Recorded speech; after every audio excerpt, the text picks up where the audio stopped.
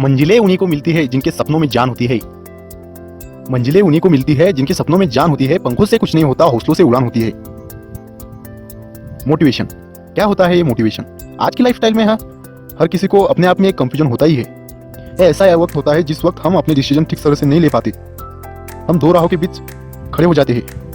इस वक्त हमें लगता है हम अकेले पड़ गए, हम इस वक्त अलोन रहना चाहते हैं और हमें खुद पर कॉन्फिडेंस नहीं होता। इस वक्त हम चाहते हैं हमें कोई सलाह दे। इस सलाह को हम मोटिवेशन कहते हैं। और मेरा मानना है कि हमें खुद से ज़्यादा कोई मोटिवेट नहीं कर सकता, इसलिए खुद पे विश्वास रखें। असल में हम देखें तो ज़्यादा से ज़्यादा स्टूडेंट पढ़ाई नहीं कर पाते। तो पढ़ाई ना करने का एक ही कारण होता है और वो बहुत सरल कारण होता है। मैं बाद में कर लूँगा, मैं थोड़ी देर बात करूँगा, मेरे पास टाइम नहीं है। ऐसे करते ही हम पूरा दिन गुजार देते हैं। सुबह उठे ही मोबाइल ले लेते हैं और चैटिंग करने लगते हैं, बाद में कर लूँगा पढ़ाई। ऐसा ही एक रीज़न होता है उसका। और वो होने के बाद में हम हमारे कामों में लग जाते हैं। काम होने के बाद हम पूरा दिन कभी चैटिंग, कभी इंस्टा, कभी फेसबुक, कभी व्हाट्सअप, कभी वेब सीरीज़, तो कभी पबजी देखने में पूरा दिन गुजार देते हैं।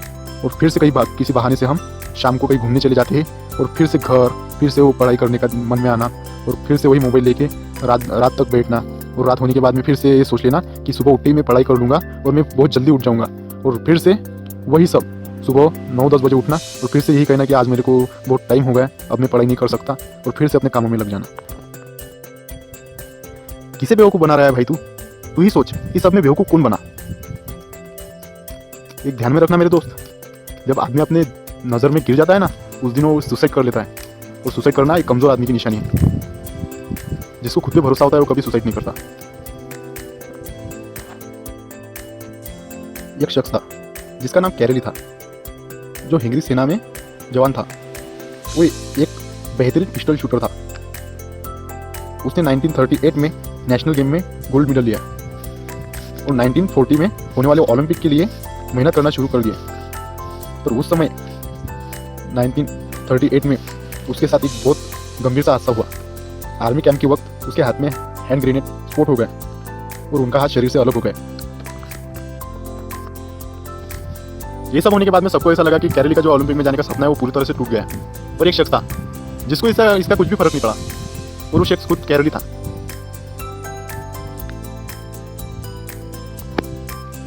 उसका खुद पर बहुत भरोसा था। उसने अपना हार जाने का दुख जाहिर न करते हुए उसने अपने बाएं हाथ से शूटिंग की प्रैक्टिस चालू कर दी। फिर वो जब नेशनल गेम 1939 में खेलने गया तो सबको ये लगा कि इतना बड़ा हादसा होने के बावजूद ये हमें चेयर अप करने आया है। और उनको ये मालूम नहीं था कि ये चेयर अप करने नहीं, ये पार्टिसिपेट करने आया है। फिर उसने सबको कहा कि मैं चेयर अप करने नहीं, मैं पार्टिसिपेट करने आया हूँ। तो ये देख के सबके सब दंग हो गए। और वो गेम हुआ और उसमें कैरेली ने गोल्ड मेडल हासिल कर लिया, क्योंकि उसका खुद पर बहुत भरोसा था। उसके बाद उसने ओलंपिक 1940 के लिए प्रैक्टिस करना चालू कर दिया। पर एक बात ऐसी हुई कि उस टाइम वर्ल्ड वार 2 चालू था और उसके कारण ओलंपिक कैंसिल हो गई। फिर भी कैरोली ने हार नहीं मानी। कैरोली ने 1944 के ओलंपिक के लिए तैयारी करना चालू कर दिया। और क्या हुआ, 1944 को भी युद्ध के कारण ओलंपिक फिर से कैंसिल हो गए। फिर भी कैरोली एक ऐसा आदमी था जो हिम्मत हारने का नाम ही नहीं ले रहा था। उसने फिर से 1948 में होने वाले ओलंपिक के लिए तैयारी की। एक ऐसा टाइम था जिस टाइम उनका शरीर भी उनका साथ नहीं दे रहा था और बहुत ज़्यादा उम्र उनकी हो गई थी। फिर भी वो रुके नहीं और आखिरकार इन्होंने हंगरी के लिए 1948 में गोल्ड मेडल दिलाया। फिर क्या किया कैरोली ने? कैरोली यहां पर भी नहीं रुका। कैरोली ने फिर से 1952 ओलंपिक में फिर से हंगरी को गोल्ड मेडल दिलाया। खुद पर विश्वास हो तो कोई बात असंभव नहीं होती। हम जितना नेगेटिव सोचेंगे हम उतना ही हारते जाएंगे। असंभव कुछ भी नहीं होता। ब्रिटिश टीम के कोच जिन्होंने 1903 में एक बयान दिया था, इनका बयान कुछ इस तरह था। उन्होंने कहा था, मनुष्य कभी भी दौड़ में 1 मील अंतर 4 मिनट में पार नहीं कर सकता। इतनी किसी मनुष्य की कैपेसिटी ही नहीं है जो 1 मील अंतर 4 मिनट के अंदर पार कर सके। पर एक शख्स था जो ये मानने को तैयार ही नहीं था, और वो शख्स था रॉजर वेनेस्टर, जिन्होंने 1 मील अंतर 3.59.4 मिनट में पूरा कर दिया। और इस तरह एडी इंड्रीज को गलत साबित कर दिया।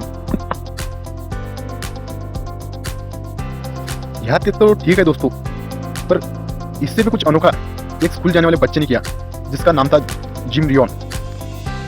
इन्होंने 1964 में ये भी रिकॉर्ड तोड़ दिया और 1 मील अंतर उन्होंने सिर्फ 3.59 मिनट में पार कर दिया और एक इतिहास बना दिया।